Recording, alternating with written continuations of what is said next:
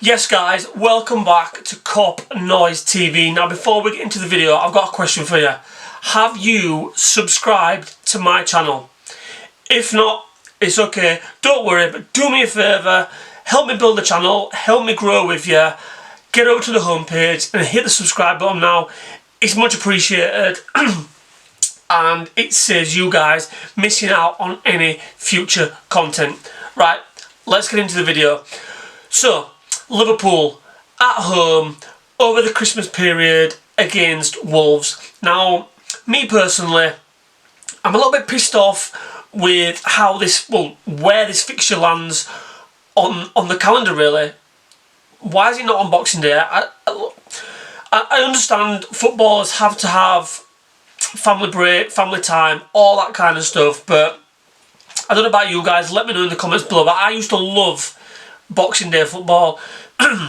You had Christmas Day with the family, the dinner, the presents, all that kind of stuff, and Boxing Day for me was traditionally going to the match, few beers with my dad, and yeah, just kind of having that day based around football. So I'm a little gutted that this year lands on the 27th. As I say, let me know what you guys think about that, people who go to the matches.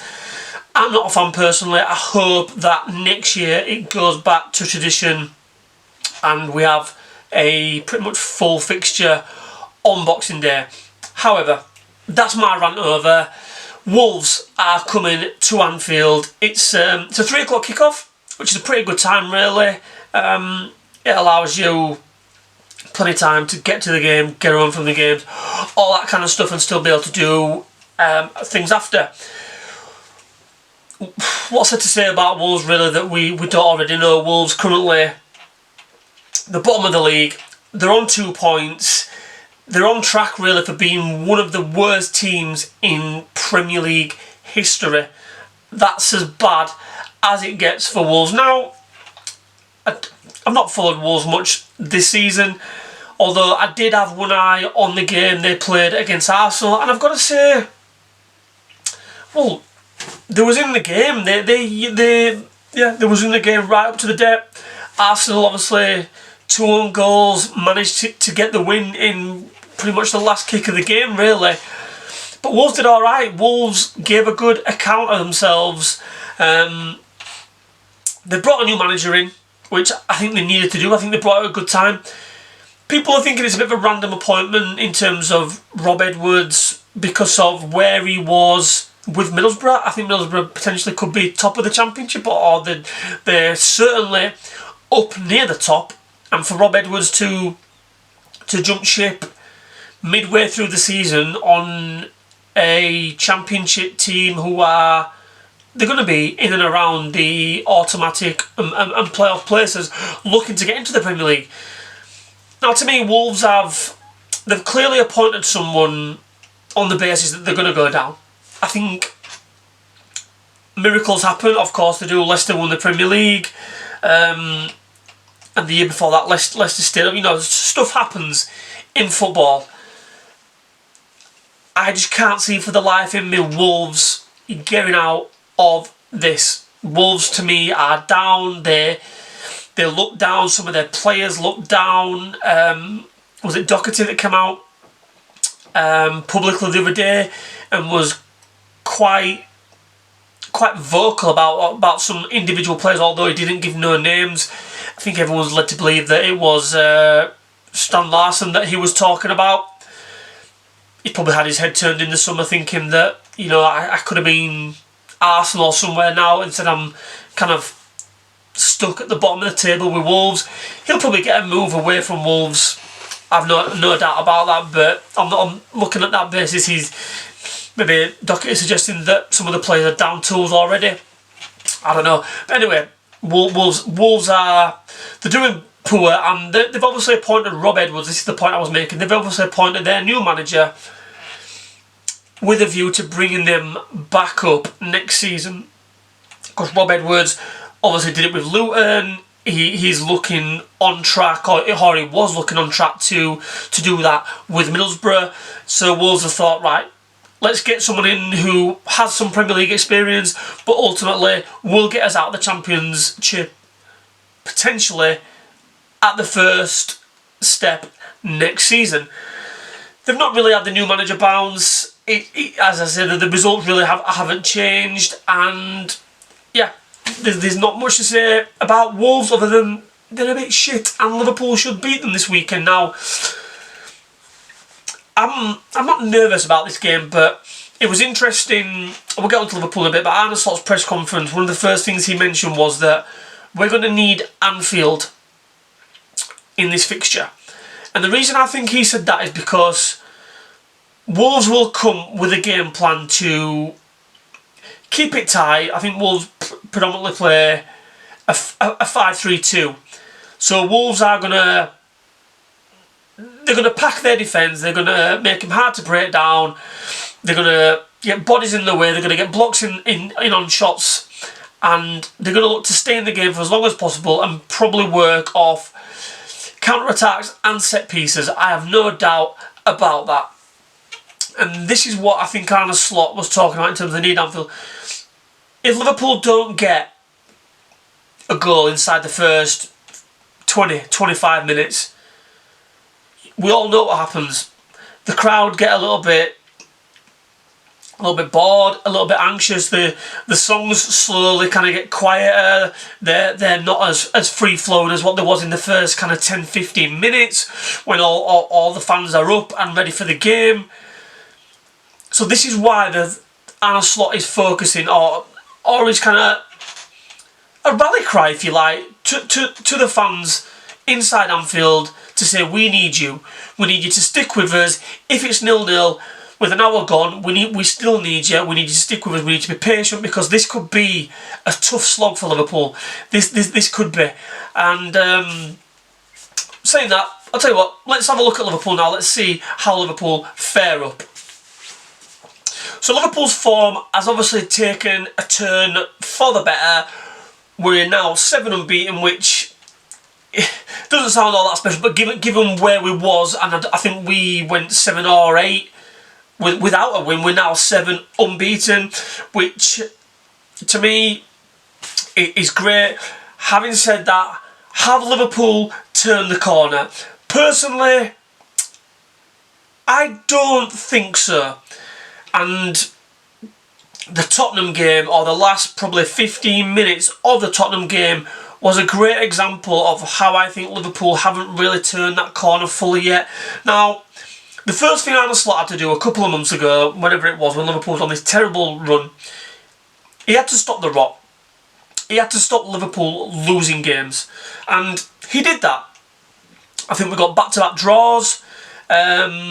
So, first thing he needed to do, stop losing. Stop the team losing. Check. Mission accomplished. After those draws, he then had to start turning those draws into wins. Check. He did that as well. So, you've got to say, for a manager that was under pressure, because he was under pressure, and I wouldn't say from a lot of the Liverpool fans, but those fans starting to question Slot, starting to have a look at how much credit he had left in the bank in terms of winning the title last season, and there was fans definitely wanting him gone, and I think a lot of it was potentially driven by mainstream media. But however, the rumblings were there, the noises were there for everyone to hear.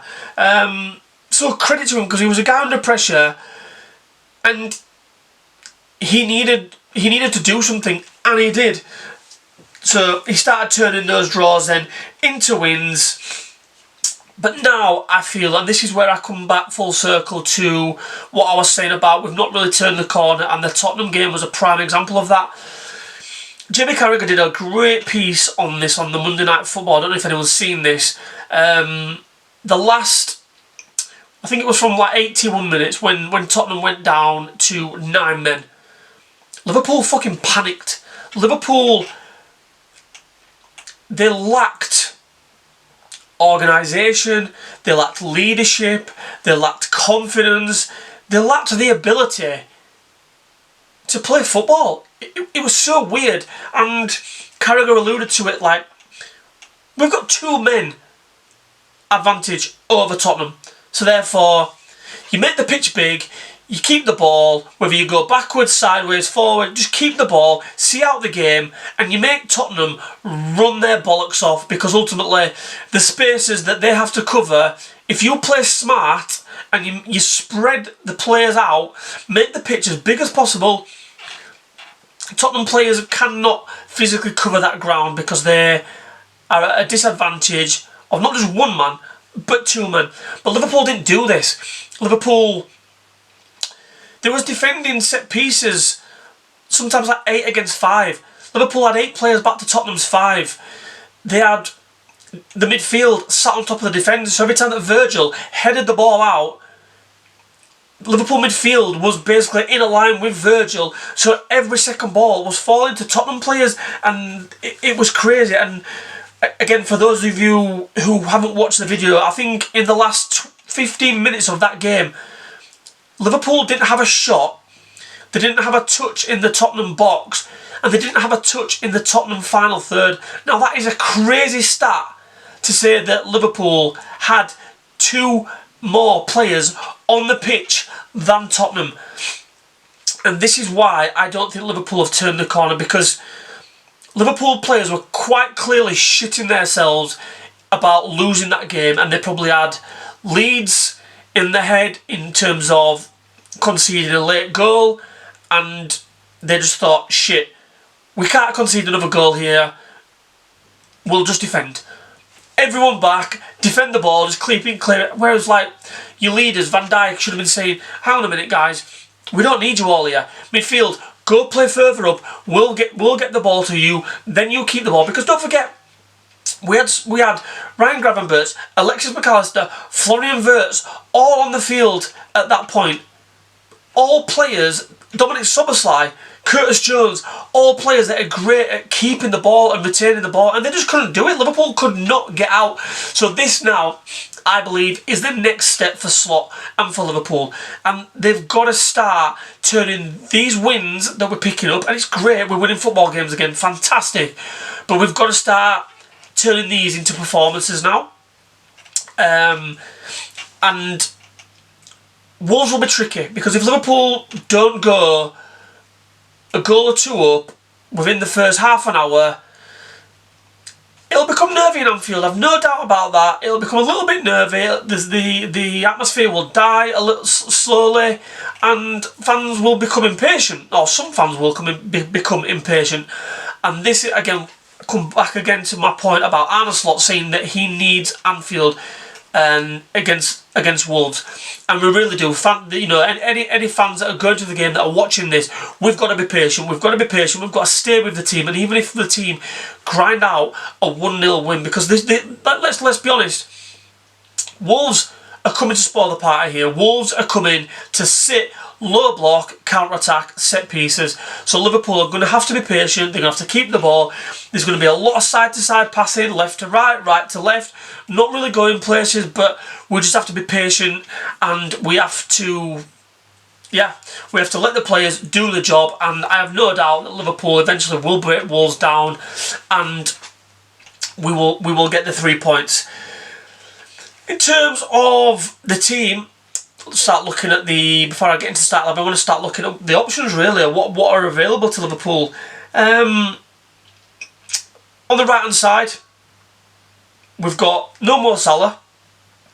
Frimpong is back. However, Arne Slot did say in his press conference that he was only able to do 30 minutes against Spurs. So is he able to do a full 90 against Wolves?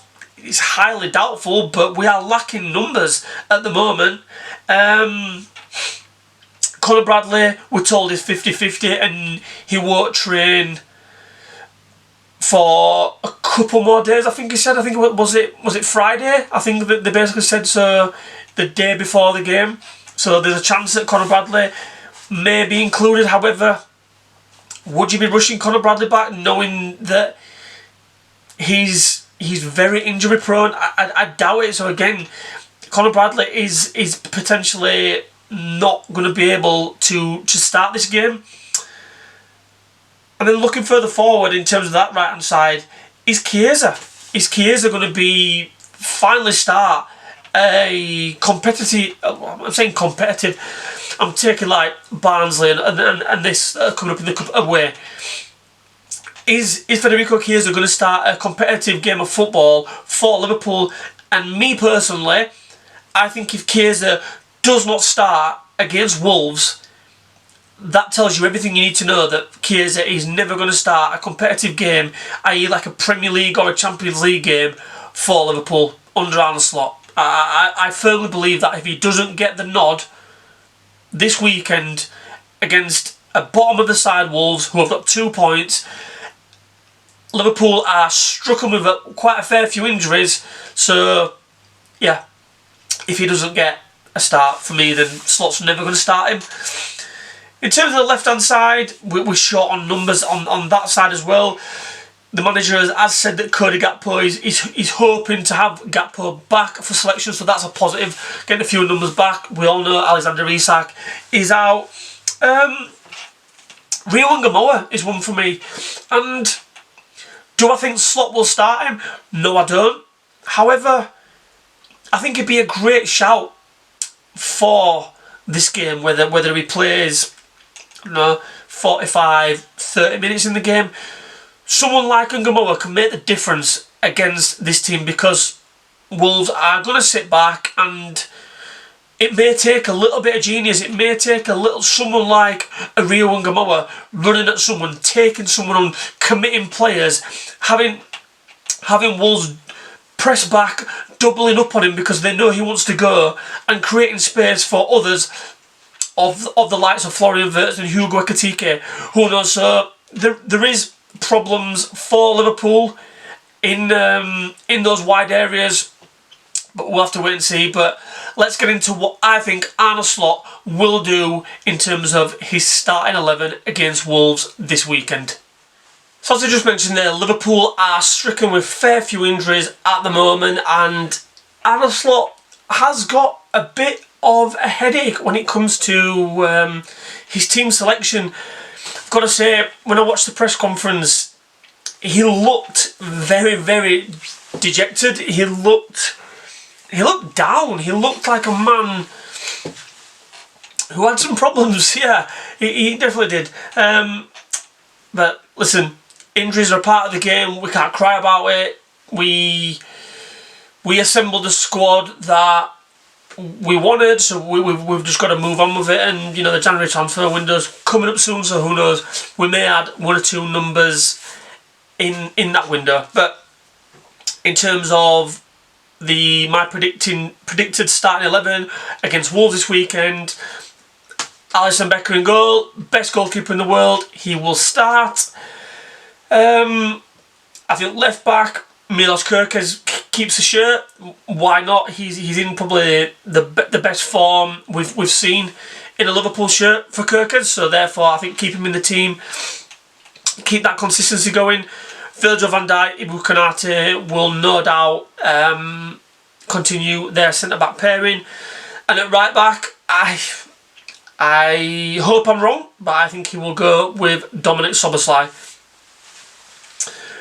I'm not a fan of this. I don't think many Liverpool fans are, but can I see him throwing Conor Bradley in straight away? No, I can't. If he's only had 1 training session before the game, Conor Bradley's injury record is terrible, and I can't see Arne Slot risking him. So therefore, I think he will start Dominik Szoboszlai there.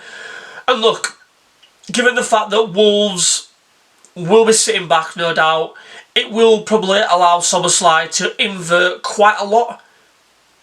Because you would like to think that Liverpool will have plenty of possession in this game, and Dominik Szoboszlai potentially won't have to do that much in terms of going back towards his own goal, and he will be able to focus on going forward and trying to unlock the Wolves defence. So there is a point there to make to everyone watching, that yeah, he may start Sobbo there, but ultimately Sobbo may have the freedom to invert quite a lot throughout this game. In terms of the midfield, it kind of picks itself really. Ryan Gravenberch, McAllister and Curtis Jones. I think Curtis Jones is arguably in the best form of his Liverpool career at the moment, albeit he fucked up twice. Well, he nearly gave Richarlison a goal the other day, but I'll forgive him for that. And then we're talking the forward line, obviously. However, whatever formation Liverpool play, I think Jeremy Frimpong will start this game. I think he will start wide right. As I said before, I don't think Arne Slot fancies Chiesa. I don't think he will start Chiesa. I think he'll go Frimpong. I really do. And I could see why, because Frimpong is just coming back from an injury. He played 30 minutes the other night. He looked decent, to be fair. He got an assist for Ekitike's goal, albeit a help of a deflection. But he looked lively. And I think if Liverpool lack pace in the forward areas, especially in the wide forward areas, and Frimpong has certainly got pace, he's very direct, and it might not be a bad thing. So I think Slot will allow Jeremy Frimpong to play on that forward wide right, and he may only have an hour in him, but who knows. But that's where you can look at your bench, you can look at your Gakpo, you can look at your Chiesa for potential replacements. Florian Wirtz obviously will start, no doubt. He's the man in form at the moment. I so bad want this guy to start scoring goals though, but the more I watch this guy, the more I fucking fall in love with him. I think he's a world-class operator, and I'm so glad Liverpool shelled out the money for him, because I think he's going to be unbelievable for us. And then the man of the moment, Hugo Ekitike, will lead the line up front. Obviously, Alexander Isak is out. Will Liverpool look to the transfer market to potentially add reinforcements? I don't know. I think there's a chance that when Mo Salah comes back, he could potentially do a job as a striker. We've seen him play up there before under Jurgen Klopp, albeit a fair few years ago now, and Slot has never asked Salah to do that job, but he's a world-class finisher. He can hold the ball up, he's strong, his passing is phenomenal. We know he's got an eye for a pass. He set up God knows how many goals last season. So, yeah, who knows? Let's watch this space. But that is my predicted starting 11 for this weekend's fixture. Liverpool at home to Wolverhampton Wanderers. Come on the Red Men, let's make it 8 unbeaten. Let me know your score predictions, guys. I am going for a... What am I going for? Low scoring. It's going to be low scoring. I can't see Liverpool blowing Wolves away. I don't think we're there just yet. I think it's going to be 2-0. I'm going to go 2-0, and I'm going to go for Hugo Ekitike to carry on this hot streak he's on, and Florian Wirtz is going to open his account. That's what I hope for. Let me know in the comments what you think, guys, in terms of starting lineup and also your score predictions. And yeah, as always, if you like the video, don't forget to give us a thumbs up, and as I said at the start of the video, make sure you subscribe to the channel. Thanks for watching, guys. I'll catch you in a bit.